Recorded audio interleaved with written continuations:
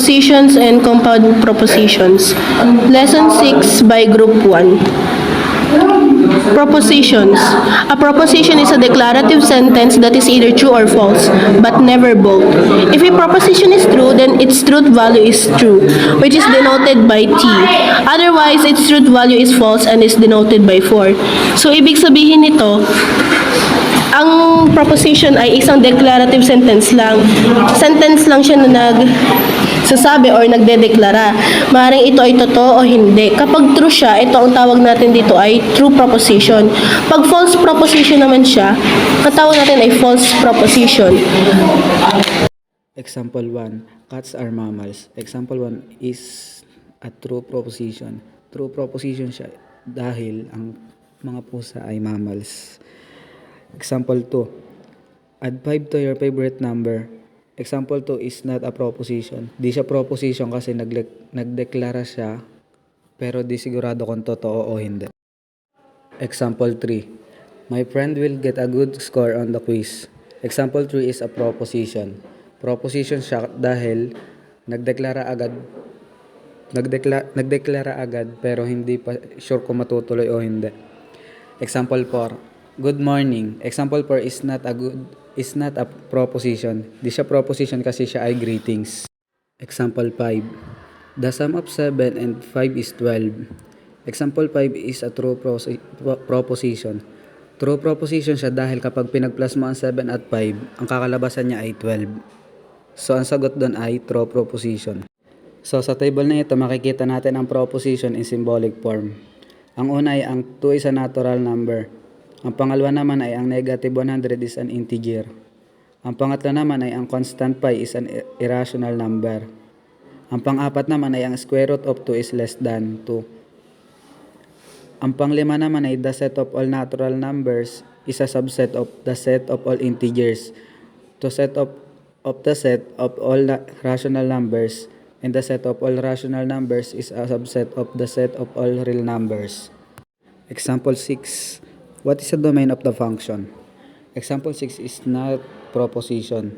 Di siya proposition kasi siya ay patanong. Example 7. I'm lying right now. Example 7 is not a proposition. Hindi siya proposition kasi nagsabi siya pero hindi sigurado kung totoo o hindi. Example 8. It is not the case that 5 is an even number. Example 8 is an proposition. Proposition siya dahil ang 5 ay hindi even number. Example 9. Either math is easy or it is hard. Example 9 is a proposition. Proposition siya dahil siya ay dineclare.